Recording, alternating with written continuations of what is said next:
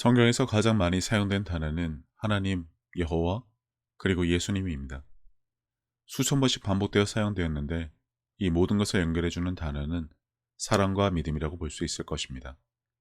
지금부터 세 편에 걸쳐 나누고자 하는 것은 그중 믿음에 관한 것이고, 믿음에 대해서는 가장 많은 질문이 오고 가는 내용이기도 합니다. 믿음의 출발은 하나님과 그분의 말씀을 내 삶에 받아들이려는 태도, 관계의 시작을 원하는 마음에서부터 시작되어야 합니다. 그리고 성경에서는 이러한 마음의 중요함을 언급하신 내용들이 많아 그것을 위주로 살펴보도록 하겠습니다. 너희는 이 세대를 본받지 말고 오직 마음을 새롭게 함으로 변화를 받아 하나님이 선하시고 기뻐하시고 온전하신 뜻이 무엇인지 분별하도록 하라. 신학에서 믿음은 가장 중요한 지표로 인식되고 성경의 다양한 형태의 표현으로 기록되어 있는 것을 알 수 있는데, 성경을 보신 분들이라면 내 믿음이 크다, 믿음대로 될지어다, 믿음이 없느냐, 믿음이 작은 자들아, 믿음을 보시고와 같은 표현들을 쉽게 기억해내실 것입니다. 그러면 과연 믿음을 무엇이라고 말할 수 있을까요? 가장 흔하게 아는 성경 말씀은 다음과 같습니다. 믿음은 바라는 것들의 실상이요 보이지 않는 것들의 증거니. 그러면 여기서 말씀하시는 바라는 것과 보이지 않는 것이 무엇인지부터 살펴보았으면 합니다. 바라는 것은 흔히 소망이라 하기도 하고 원하는 것, 이렇게 되었으면 하는 것 등이라고 할 수 있을 것 같습니다. 물론 좋은 의미의 욕망도 바라는 것들 중에 하나로 봐야 하고요. 그러면 보이지 않는 것은 무엇일까요? 이는 지금 당장은 없는 것, 미래에 나타났으면 하는 것, 내가 가지고 있지 않은 것, 아직 해결되지 않은 문제의 해답 등을 의미한다고 볼 수 있을 것 같습니다. 믿음이 없어 하나님의 약속을 의심하지 않고 믿음으로 견고하여져서 하나님께 영광을 돌리며, 이 말씀을 반대로 생각해 보면 믿음이 있으면 하나님의 약속을 믿음으로 그 결과로 견고하여져서 하나님께 영광을 돌릴 수 있다로 볼 수 있을 것 같습니다. 그러면 사람이 무엇을 믿느냐? 이것은 사랑이신 하나님과 그분의 말씀은 지금도 살아 역사하신다는 것과 그분의 약속은 영원 불변하며 그분에게는 불가능한 일이 없다는 것입니다. 믿음은 이러한 것을 아는 것입니다.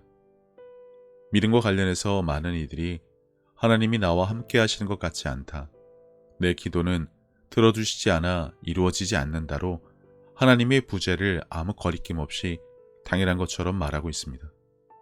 천국을 위해 기도하면서도 기도를 들어주지 않으신다며 불평불만을 들어놓습니다.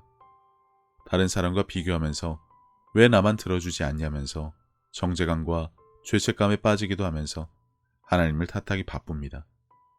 그런데 하나님은 사람의 오감으로 느낄 수 있는 분이 아니십니다.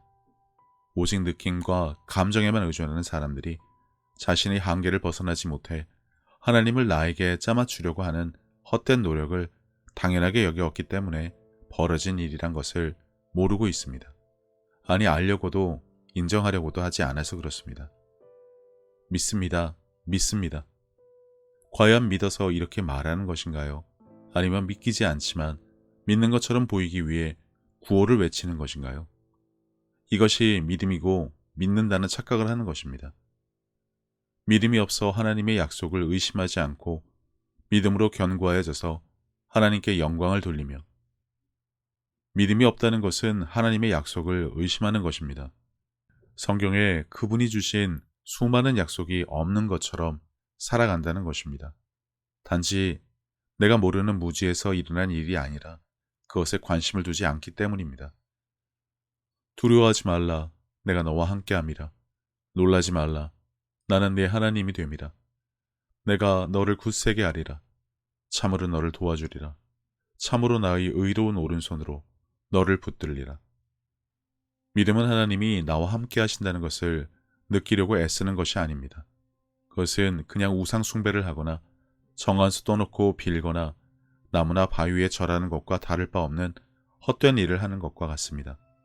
그런 무지함 때문에 좌절하고 낙심해서 자신의 믿음 없음을 탓하는 이들에게 올바른 것을 알려주지 않는 교회와 성도들로 인해 지금도 자신의 신앙을 의심하며 고민하다가 교회를 떠나는, 하나님과 멀어지는 안타까운 일들이 벌어지고 있습니다.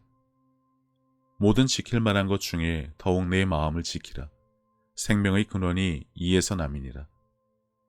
이렇듯 신앙과 믿음의 영역에서 마음이 중요한 것은 그 사람이 하는 말이 자신의 믿음에 근거한 마음에서 나오기 때문이고, 그것을 통해 하나님과의 관계와 신뢰 정도를 알 수 있기 때문입니다. 그래서 믿음은 눈에 보여지고 느낄 수 있는 형태가 아니고 관계에 의한 상태라고 말할 수 있을 것 같습니다. 선한 사람은 마음에 쌓은 선에서 선을 내고, 악한 자는 그 쌓은 악에서 악을 내나니 이는 마음에 가득한 것을 입으로 말함이니라. 성경에서는 이와 반대로 믿음이 없거나 약해서 믿음이 작은 자, 하나님을 신뢰하지 못하는 자들에 대해서 다음과 같은 여러 가지 기록들이 있습니다. 오늘 있다가 내일 아궁이에 던져지는 들풀도 하나님이 이렇게 입히시거든 하물며 너희일까 보냐, 믿음이 작은 자들아. 예수께서 이르시되 어찌하여 무서워하느냐, 믿음이 작은 자들아 하시고 곧 일어나사 바람과 바다를 꾸짖으시니 아주 잔잔하게 되거늘. 예수께서 즉시 손을 내밀어 그를 붙잡으시며 이르시되 믿음이 작은 자여 왜 의심하였느냐 하시고, 예수께서 대답하여 이르시되 믿음이 없고 패역한 세대여, 내가 얼마나 너희와 함께 있으며 너희에게 참으리요, 내 아들을 이리로 데리고 오라 하시니. 이와 같이 예수님께서 언급하신 믿음에서 의심하지 않는 것이 필요하다고 하시면서 마음의 중요함을 강조하셨는데, 여기서 사용된 마음이란 표현은 성경에서 구원에 이르는 방법을 언급할 때에도 마찬가지로 중요하다고 기록된 것을 볼 수 있습니다. 내가 만일 내 입으로 예수를 주로 시인하며 또 하나님께서 그를 죽은 자 가운데 살리신 것을 내 마음에 믿으면 구원을 받으리라. 사람이 마음으로 믿어 의에 이르고 입으로 시인하여 구원에 이르느니라. 이르되 주 예수를 믿으라. 그리하면 너와 내 집이 구원을 받으리라 하고, 믿음에 관한 이야기를 하면서 마음에 대해 살펴봐야 하는 이유가 여기에 있습니다. 마음은 변화의 시작이 되는 곳이기 때문입니다. 흔히 사람들은 믿음에 관한 이야기를 하면서 믿음이란 것이 오감으로 느낄 수 없는 것임에도 불구하고 자신의 믿음에 대해서 있다, 없다, 크다 또는 부족하다는 말로 표현하곤 하는데, 이는 주로 자신의 느낌이나 생각에 근거하는 경우가 많습니다.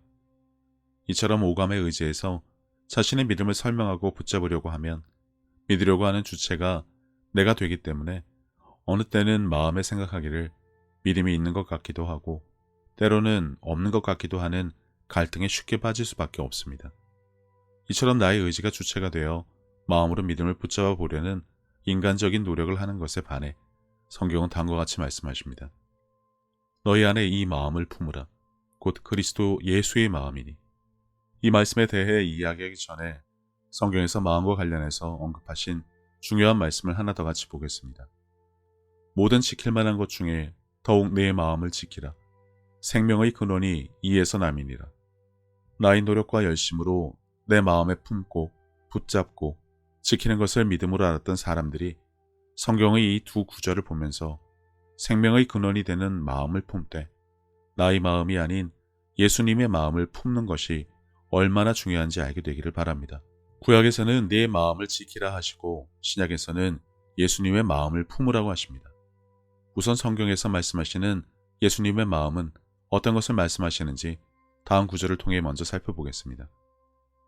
나는 마음이 온유하고 겸손하니 나의 멍에를 메고 내게 배우라. 그리하면 너희 마음이 쉼을 얻으리니. 이미 성경을 보신 분이라면 그분의 생애를 통해 예수님의 마음을 알 수 있는데 예수님께서 그것을 분명하게 알려주고 계십니다. 믿음의 시작을 정리해보자면 믿음은 하나님과 관계의 출발에서부터 시작되는데 그것은 사람의 오감으로 느낄 수 있는 것이 아니고 종교적인 행위로 그것이 마음속에 있고 없고를 측정할 수도 없습니다. 믿음은 하나님과 말씀에 대한 신뢰이고 그것을 붙잡기 위해 내가 주체가 되어 고군분투해서 되는 일은 아닙니다. 그리고 믿음의 영역에서는 마음이 중요한데 애써 힘쓰고 노력해서 나의 마음속에 믿음을 가지려 하지 말고 예수님의 마음을 품으라고 하십니다. 세 번째 영상에서 다루겠지만 예수님의 마음을 품으려고 또다시 자신의 의지와 노력으로 붙잡아 가지려는 수고를 해서는 안 된다는 것을 미리 말씀드립니다. 다음 영상에서는 믿음의 성장, 행동하는 믿음에 대해 알아보도록 하겠습니다.